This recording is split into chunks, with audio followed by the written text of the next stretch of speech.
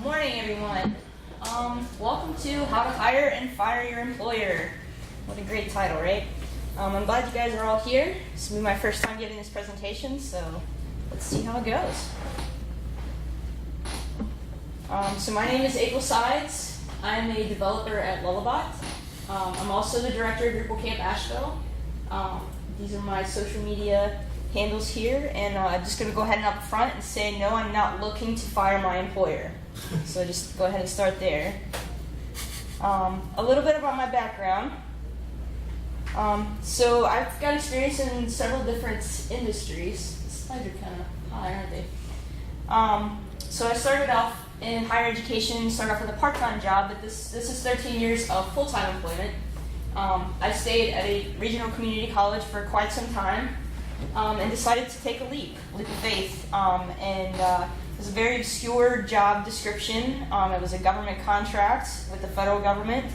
So I took a leap, and I ended up being the backend developer for the National Climate Assessment website released by the White House.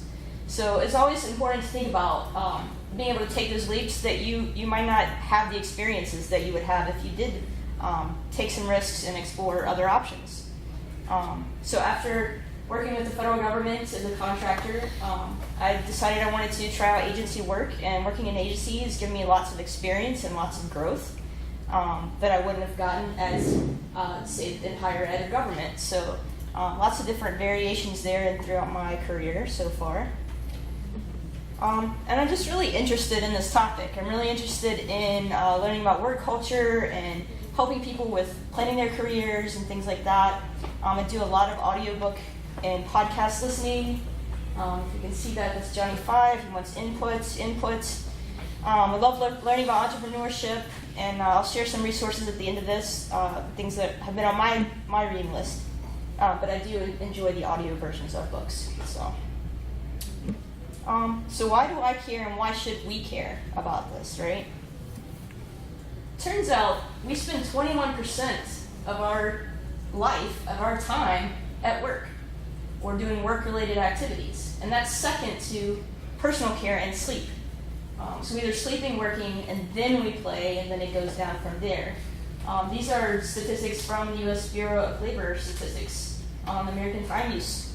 So it's really telling. 21%, everyone, we spend 21%. And maybe 21% sounds low, but it's second to sleep. So keep that in mind. And as Drake says, YOLO, right? It's the motto. Life's too short to be unhappy in your job. Unhappy 21% of your life, right? So what we're going to talk about today is, first, what do you have, want, and need? Should you stay or should you go? From the song we started off with. How do you find the right employer? And how do you fire your current employer? So we'll start off with, what do you have, want, and need? This is going to involve some introspection, some personal reflection. You have to know yourself and what you want before you can find it. So, know what you're looking for. I'm including some exercises to help you along the way and kind of guide your introspective. But just it's really important to be honest with yourself, to not try to pick, this is the answer it should be. I should be, this. There's no right or wrong answers during the process. So we're going to start off first with assets. An asset is a useful or valuable thing, person, or quality. So what value can you contribute to an organization that would make them want to be interested in you and hire you? So there are two types of assets. We'll start with soft assets. You think of these as your knowledge, skills, strengths, your network, and all of these kind of things determine your market value, what value you would bring to an organization. A lot of these things can be listed on a resume or included in your letter that you send, right? Part of your application. So a soft asset exercise. To determine your soft assets, think about these questions. To figure out your value, think about what happens at your organization when you're not at work. What is missing that you provide to your organization. To determine your strengths, what do people frequently compliment you on? And then also, think about your network. Meet with 3 of your friends, contact 3 of your trusted connections, and ask them, what do they see as your greatest strengths? And if they had to come to you for advice on a topic, what would it be? Sometimes it's helpful to get an outside perspective, because sometimes we get all inside of our heads, right? We don't really know the truth. So then we have hard assets. So hard assets are cash, investments, and possessions. I add on here financial obligations. These kinds of things are going to determine how much risk you can take and help with negotiating your next move, right? What type of compromises might you be able to take in a salary or something like that based on what you have to pay for to make ends meet? So for a hard asset exercise, think about your current living expenses, your debts, your financial obligations, and what assets can you easily use to pay and fulfill those obligations. For instance, can you afford a lower salary for better benefits? If an opportunity doesn't work out, can you pay the bills before you get to your next job? And then we're going to look at our personal values. So value is a person's principles or standards of behavior, one's judgment of what's important in life. Values are very useful in helping you make decisions. If you've never realized your values as a list, they're still present. They're just happening unconsciously. But once you can bring them to the conscious and think about the things that are important to you, it makes the decision-making process a lot easier. I actually have 3 exercises that you can look into for determining your values. This is a values questionnaire. And so the first thing to think about is, what would make you cry at your 70th birthday? And what do you want people to say about you when you're not in the room? And what did you love or hate about your childhood? And we added a bonus one on here. Attend your own funeral. Imagine it might be a little morbid, but imagine you're at your own funeral. What do you want people to be saying about you at your funeral? Your family, your coworkers, your friends? What are they remembering remembering about you? This one is an interview style, so you could be asked this question in an interview. To jot down 3 people you admire. Then list 3 qualities that you most admire about each of these people. Again, be honest with yourself. Don't try to pick the one that you think is the right answer. These are all very personal things. So then you take the 3 qualities for each of those people and rank them, 1 being the most important and 9 being the least important. And that's your value. That's your set of values that you can use for decision making. This is a great tool for an organization to see if you're a great value match for them. And then a more in-depth values exercise is called the Mountains and Valleys exercise. This is where you reflect on high and low events from your life, and then you think about what values were present or honored that made a satisfying event satisfying, and what values were absent or threatened that made it unsatisfying for unsatisfying events. This example is Tony Hsieh, from the CEO of Zappos. This was his Mountains and Valleys exercise. It doesn't make a lot of sense just in this perspective, but you can think of it as a timeline, and you can think about your events in this format. This was an example on Culture Sync. These are the people who wrote the book Tribal Leadership. It's a great book. So values are not in the future.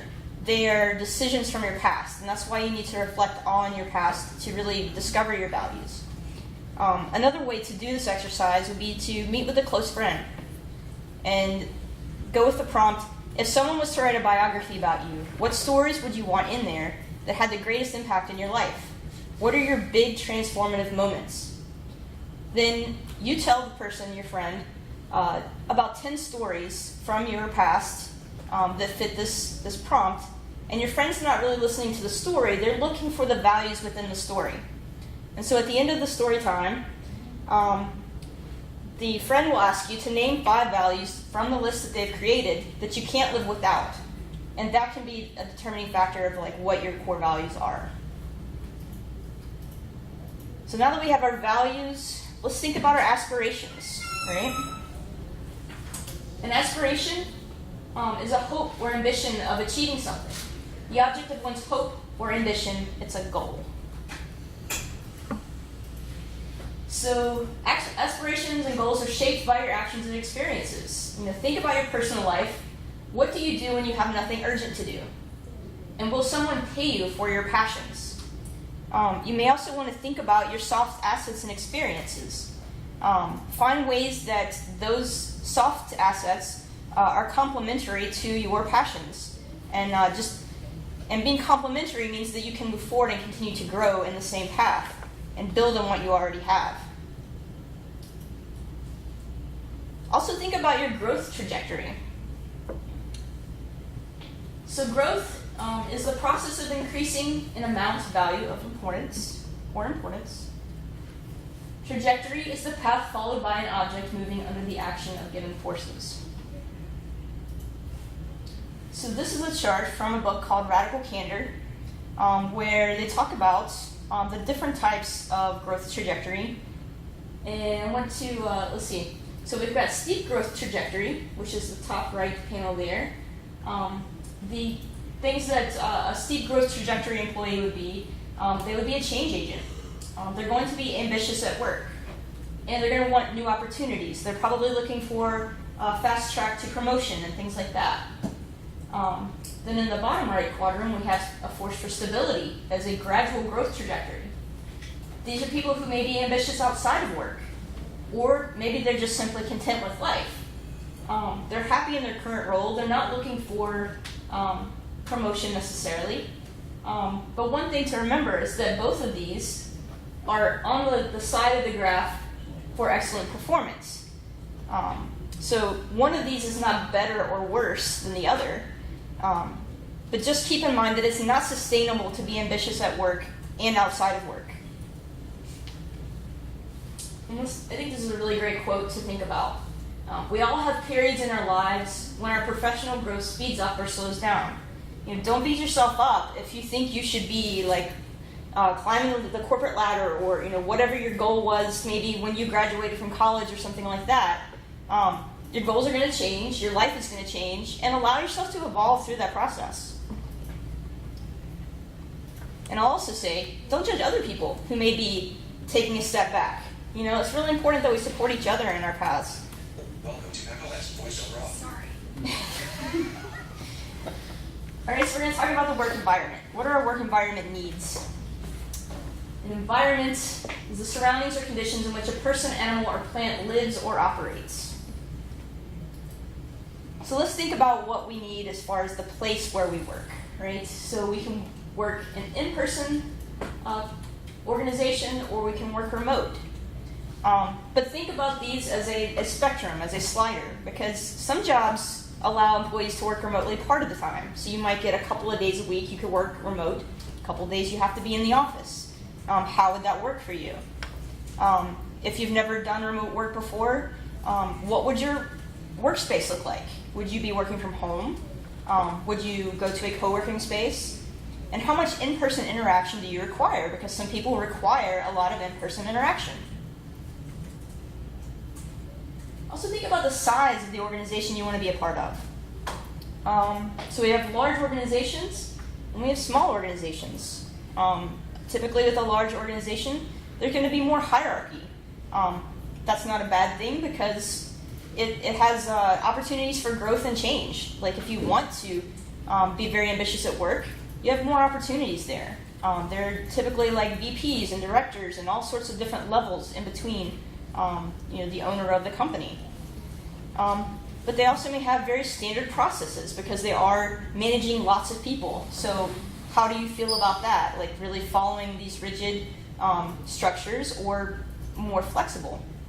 The values can also be widely different. Sometimes, in the case of like a publicly traded company or an acquired company, there may be more focus on maximizing profits for stakeholders than focus on employee satisfaction, things like that. Definitely things to consider when you're looking at a job. And also consider the structure. Some people do better when they have structure from their employer. think about what you need to be productive. Do you need set office hours to help you focus and get work done? Or can you work in a more flexible work environment? You could also think about this as workspace tools. If the company has very specific specifications for what workspace and tools you're going to use, that would be a little more of the formal structure. Or it could be completely flexible and informal, and you can use whatever you need to get the job done. There's also things like dress code. When I worked for the federal government, I had to dress up. I'm going to an in-person job. More flexible job, I can dress more casually. I can wear a t-shirt and jeans, or if I'm working from home, I can wear my pajamas, whatever works for you. Think about the pace, and obviously this is a slow fast thing. This is a slider as well. And this can happen, your pace of work can also fluctuate within your job. There may be times when you have to crunch to meet a deadline. But there's usually a cadence within a company or an organization. So a slow pace might be boring for you, or it might be just fine because you want to be ambitious outside of work. It's whatever works for you. A fast pace might be great for someone with a high growth, steep growth trajectory, but it also might tend to burn people out. So you just got to listen to yourself and see what's going to work best for you. Distraction. So we've got low distraction and high distraction. So workspace distractions, if you are going to an in-person building, are you going to be working in an office where you can shut your door and focus and do your work? Or is it more of an open space? A lot of offices have now open spaces. They don't even have cubicles. They just have tables where everybody's working almost face-to-face. How will that work for you? Are you able to tune it out? Even in a remote situation, think about like automatic Slack notifications. And if you're not familiar with Slack, Slack's like a chat app that remote companies use to communicate and get their work done. There might be automated Slack notifications hitting Slack, and you're always trying to like play whack-a-mole with Slack to get rid of the notifications, right? How does that work for you, and how can you manage that? And the same thing with it also comes down to like work culture. So is the work culture to interrupt someone to get your answer, or is the work culture to say, okay, this person's busy, this person's doing work, you need to ask your question during an office hours time, or they'll get back to you whenever they can. It's not going to be an immediate response. These are all things to consider. And travel. So you could have a job that you don't have any travel requirements whatsoever, or you could be traveling all the time. Sometimes the middle range is you might be required to travel to a company retreat, or a conference, or client meetings if you're remote, especially. So just think about your needs as far as like how long you can be away from home, things like that. So your assets, your values, your aspirations, your growth trajectory, and work environment needs will evolve over time. So reflect occasionally on how you're feeling now and what might have changed in your life. If you're familiar with agile web development or software development, the idea is to iterate and improve. So you can take that similar approach and iterate and grow, continue to evolve as a human being. All right, this is what you're all here for, right? So now I know who I am, I know what I want. Should I stay or should I go? How do you decide when you need to leave an organization? Well, the first thing you should do is do some evaluation, some introspection of your job and your employer. We'll start with the job. Think about, do you feel like you are surviving or thriving? Do you have work-life balance? Does your job align with your current aspirations and growth trajectory from the exercises we talked about before? And are you experiencing burnout? So we're going to take a little side note here and talk about burnout. There are 3 types of burnout. Overload burnout is when you're working hard and sometimes you're risking your health to pursue your ambitions. The under-challenge burnout is you're bored, you have a lack of learning and growth opportunities, and you become a little more disengaged with your work, from your work. And neglect is when you feel helpless and incompetent you can't keep up with your job, and you feel unmotivated. And there's a lot on this slide here. The big point is, you may not know you have burnout until you hit a wall, right? Self-care is important. You can also look at this list and think of a friend, a coworker, an employee, or even a boss. I like the motto from Radical Candor, to care personally and challenge directly. So if you care about the person you work with, you care about your friend, you care about this person, tell them, I'm concerned about you. Is everything okay?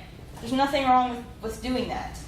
So some of the signs are physical symptoms, such as exhaustion most of the time, headaches and muscle aches, getting sick often, a negative attitude about work or your career, feeling like everything is overwhelming or your efforts are futile, neglecting your own needs as if you're a pushover, withdrawing from new responsibilities, challenges, and people, procrastinating, mainly avoidance of work or it taking longer because you can't concentrate, short-tempered, especially with colleagues, difficulty sticking to regular self-care as far as like exercise and eating healthy, and loss of motivation and optimism. So this is a whole other topic for another talk, but it's good to think about that when you're reflecting on your job and how you feel in your job. So then you need to evaluate your current employer. So after we have reflected and determined our values, are our values aligned with the company that we're currently working with? Do you respect the leadership? How do you feel about the organization's direction and future? That's something that also changes over time. Do you feel supported and appreciated? And think about those, they're in the same question here, but think about them separately, because you can be appreciated but not supported. Are there opportunities for career growth? Maybe you're working for a very small team and you don't have the ability to move up in your career and you want different opportunities for that. How is employee feedback received at your organization? Do you see results from that feedback? Are there problem patterns, is what I like to call them. How are they managed, and are they tolerable or intolerable? My experience with this was seeing a pattern of a toxic person within a team and it not being managed at all. And so that made me question about how I felt about where I was working. Really be honest with yourself. How does it feel to work for this organization? If you like your current organization, you can consider them. You can explore other opportunities within the organization. Maybe you don't want to be a backend developer anymore. Maybe you want to be a project lead or project manager, or maybe you want to do something completely different within the same company. Those are options. In some cases, not all cases, but more so in the large company range. If you seek a higher salary, request a conversation about increasing your salary. So if salary is your primary motivation, don't wait to give notice to your employer, because giving notice can erode trust. It sends a message to your employer that the job is only about the money. And use your current role and organization to compare new opportunities for reference. So, if I like this, and this about the company I work for now, I'm going to find a company that at least has this, and this. And then we'll see what else it has, right? It's a great benchmark in your comparisons. So we can talk about Abz Career Planning, which is a really interesting way to think about this, right? So Plan A is our current job, our current company. Plan B is what you might pivot to, and maybe a new opportunity that has more potential than your current one. Sometimes you change to Plan B because A is not working, but sometimes A is working, but Plan B seems to have more potential. So the best Plan Bs are different, but related to what you're doing now, so it makes use of past experience to continue growth, like I said before. Plan B is a little more open-ended, so you can always be looking for different Plan Bs, and it's not very rigid in that way. But Plan Z is going to be more concrete. It's your safety net, your lifeboat, your fail-safe option. So there's two keys to think about. Identify how to measure when you're tracking towards a worst case scenario. You got to know when you're heading in this direction. And then, second, it's the plan that tells you what to do should that happen. So this is going to be a little more outlined. Like, if this doesn't work out, I can move in with my parents kind of situation, right? So you have a backup plan, and this backup plan allows you to take on more uncertainty and risk. Gives you a little bit of peace of mind to explore great opportunities. So how do we find the right employer? So now that we know ourselves better, we know about our current job, our current organization, there's so many companies out there, how do we pick the right one? Research, first step. Actually, the first step I recommend is to consult your network. All of my jobs, when I was thinking back to that chart about the different full-time positions I've had, or jobs in general, have all been through my network. Whenever I got an internship, I had applied for an internship with one company, and they weren't looking for internships, but they said, hey, this other guy is. So I got that internship with him. He was going to cut my hours when I was working part-time for him, but he said, hey, my wife works at the college. They're looking to hire this. Hey, you should apply for this job. Landed that job. The government's contractor job was a very obscure, not very specific job description on Monster.com that a former colleague of mine shared with another former colleague who shared it with me. And that's how that happened. Just really interesting patterns. The agency job my first agency job I got was because I knew a couple of people who worked for this agency within my local area. And so I knew them, and I was able to get in there. And then how I got at Lullabot is, there was an employee of Lullabot who knew a hiring may be coming up and told a friend, and then that friend told me and said, hey, you should get your foot in the door. So your network is very, very important to being able to see these opportunities. Highly encourage you to grow your network. And what better place to do that than events like this, right? Highly encourage you to go to the social events. Play games with people, like outside. You don't even have to talk about work. You can create connections with people over games and be like, hey, you remember me? I was the person that played that weird card game with you in Atlanta. And they'll be like, oh, yes. That's how you can grow your network. And you never know where it might lead you. So then look at some job search channels. Who is hiring and what organizations are options for you. Within the Drupal community, we have Drupal jobs, if you're looking for a very specific Drupal job in Drupal. I've also used Indeed. There's lots of others out there. If anybody has any suggestions, see me later. But just kind of get a feel for what companies are out there.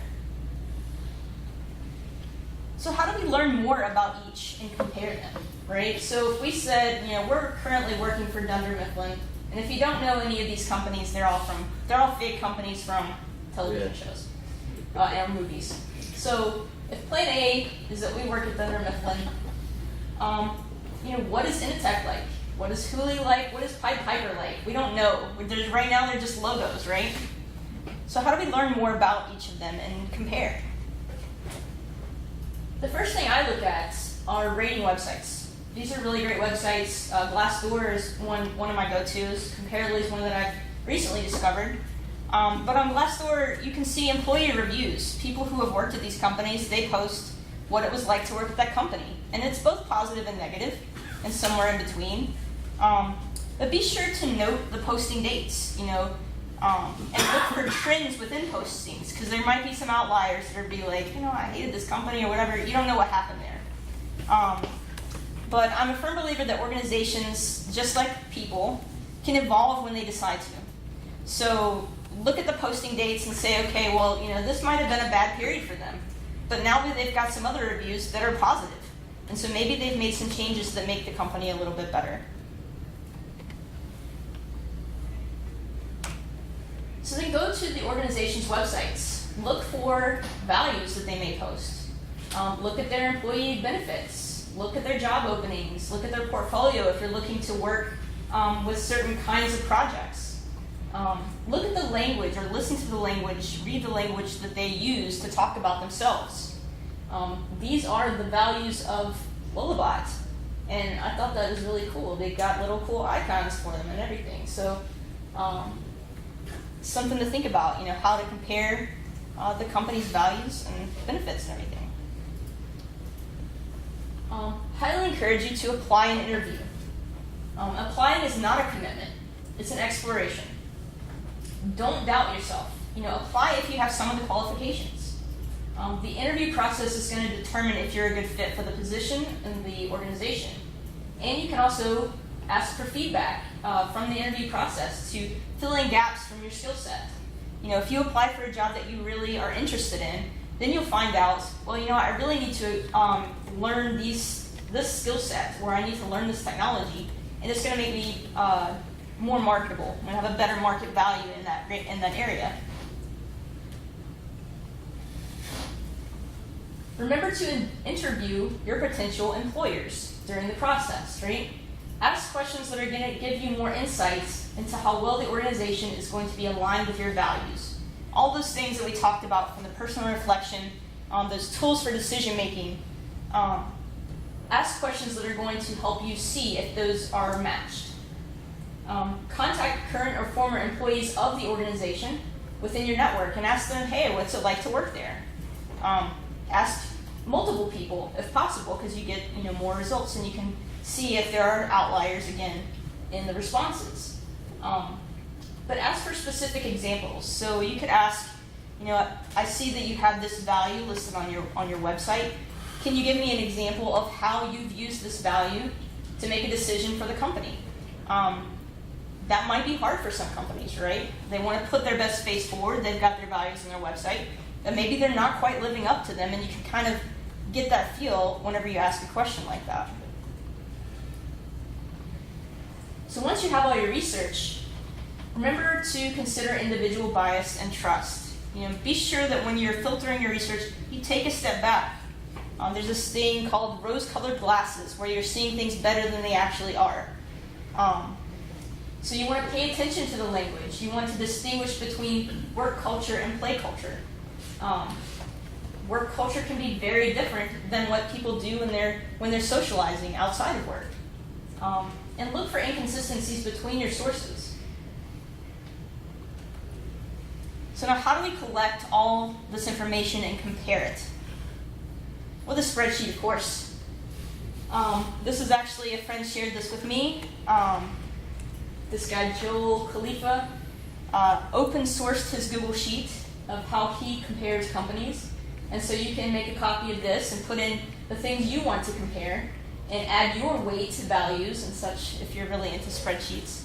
I'm kind of disappointed I didn't come up with this because I love spreadsheets. But I've always used like a whiteboard chart. I like to kind of physically write it down. One reason is that they can never see that on your screen if you're working with people, right? So it also is more of a physical process to it, and I'll put company A on one side, company B on the other, and I'll try to list out the things that I'm comparing, and then I'll think about it, right? I'll look at it and I'll give it some thought if it's something I'm willing to look into. So how do we evaluate the risk, right? Let's think of this as evaluating a specific opportunity. So we are interested in this company, and we want to see, is this going to be right for me? So calculated risk-taking is important. What is the worst-case scenario? Is that tolerable or intolerable? Simple question. Can tell you a lot about how you feel about this opportunity. Can you change or reverse the decision midway through? Is the plan B doable? Is there a specified long-term commitment? Some opportunities require years of commitment, some sort of a program. Can you get to a new plan B or Z relatively quickly? Some agencies that I know, they do like an initial trial period. Really, they're testing you out to see if you're a good fit for the company. At the same time, you can be testing out, is this going to work for me? I've known people who, within their trial period, at the end of the trial period, realized that remote work just wasn't for them, and that's okay. There may also be opportunities for you to do a contract position with a company so they can test the waters to see how you are as a contractor. Uncertainty does not equal risk. You will never be 100% certain, though I wish that I could be 100% certain about everything. But being uncertain doesn't mean it's risky. Some of the greatest opportunities have the most question marks, right? So keep that in mind. Consider age and stage. What will the risks be to you in a few years? This is really a consideration of your hard assets and obligations. You know, maybe when you're younger, you can go and move in with your parents. Maybe later in life, you have a family that you have to support, so you can't just make quick decisions and take a lot of risk. So different life situations are going to affect your ability to take certain levels of risk. Pursue opportunities where others might misperceive the risk, because risk is personal. So go after opportunities that others may see as risky, but you don't. Those are going to be great opportunities. Be sure to evaluate all the benefits of a job and not just the salary. Sometimes experience, knowledge, and connections can allow you to pivot into a wide range of plan Bs, right? For me, it was the ability to have flexibility, lower billable hours, and be able to focus on one project that were very key to me outside of the salary. Look for high short-term risks and low long-term risks, and seek to build your resilience with frequent contained risk-taking. Well, think of it like a flu shot. You get a small dose of the flu, it makes you resilient against the flu. So if you are currently in a low-risk plan A, think about experimenting with risk in side projects. And these could even be things that you do within the Drupal community. If you want to get involved with the Drupal community, there's always initiatives and things going on, ways that you can contribute. That might be an avenue for you to kind of play around with taking risks. If you don't find risk, risk will find you. Sounds very scary. The only long-term answer to risk is resilience. That's very true. You know, safety is relative. You know, if we think about in the U.S. the recent government shutdown, you know, government jobs are considered low-risk jobs until the government shuts down for over a month, right? So the unexpected is going to happen, and resilience is going to be your secret weapon. And I found this great decision-making framework to help thinking about and making decisions, right? How are you going to feel about this decision 10 minutes from now? How will you feel 10 months from now? And how will you feel about it 10 years from now? It's also good to, you know, make a decision but not actually act on it and just sleeping on it, right? It helps avoid emotional decision-making. Don't wait too long, though, and fall into the analysis paralysis stage where I find myself sometimes, right? Don't overthink it, but do give it a little bit of time to make sure you're making a sound decision. All right, so let's say we've received an offer from this company, this organization that we are interested in. Very important to remember, if you don't ask, the answer is always going to be no. Salary negotiation is important. It's a lot easier to increase your salary before you start than it is afterwards. Negotiation is going to increase your income not in the short term, not only in the short term, but also down the road, because salary growth builds throughout your career. If you accept the first offer, you could be leaving money on the table and fail to maximize your earning potential over the long haul. Negotiation is simply part of the process. Don't be afraid to ask questions through the negotiation process as well. Like, what are my career progression opportunities? How's salary decided? Be very flexible and understanding throughout the process. In order to figure out what your counteroffer might be, or to see if you're in the right range here, these tools are great for exploring compensation for particular jobs. So You'll want to use the tools to account for the organization's location, size, and industry. And also think about yourself, factor in your experience, your education, and your performance. Be sure to search multiple sites because they each have unique sets of filters and the results may vary. Also consider a start date negotiation. You'll have to consider your fulfillment of obligations to your current employer. Typically that is expressed in your employee agreement or contract or handbook. But if you can take time off between jobs, I highly recommend it. It makes you more refreshed and energized for your new opportunity. But throughout the process of negotiation, both your salary and your start date, just express excitement and flexibility. You say, I know you want me to start on this date. I'd really like to start on this date. But I can start, if I need to, I can start on the date that you need me to. And they may be flexible with you as well. It just kind of depends on what their requirements are. They may have a project starting that you need to be involved in.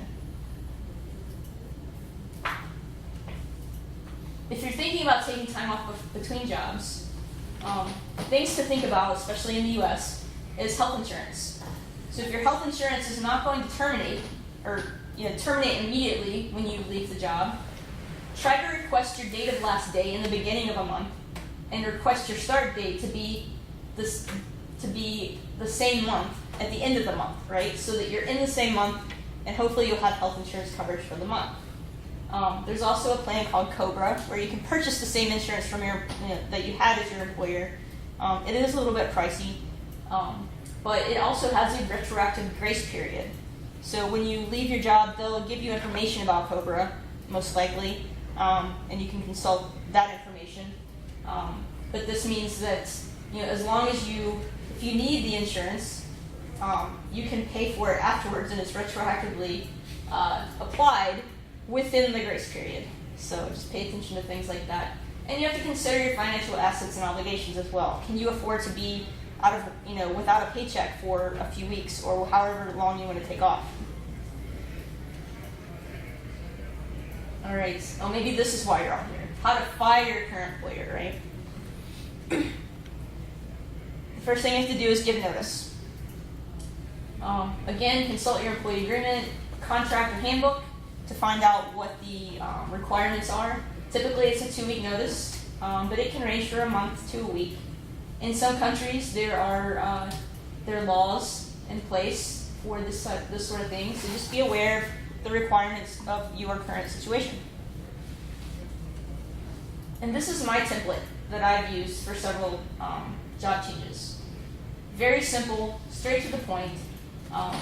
It includes usually the addresses, formal letter.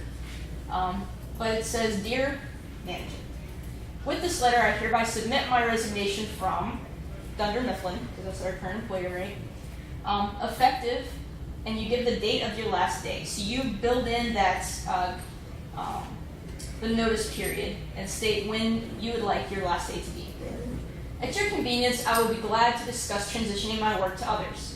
I truly thank you for the opportunity to work for you and wish you good fortune and continued success. Sincerely, me. Then you have to manage your expectations of the reaction that you are going to receive. What typically happens when someone leaves your organization?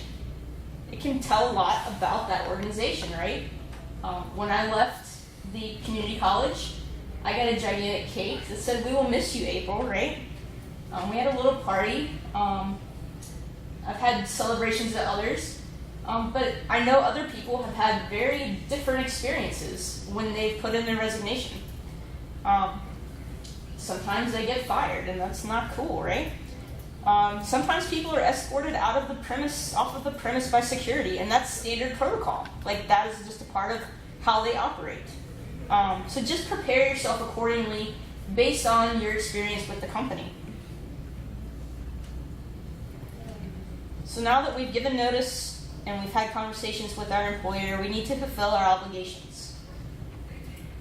So you may be asked to work with your manager to transition your work to others. You also could be asked to assist in hiring your replacement in some cases. Sometimes there's opportunities to work beyond the notice period as a contractor until they hire someone else. just remember to build bridges, don't burn them, right?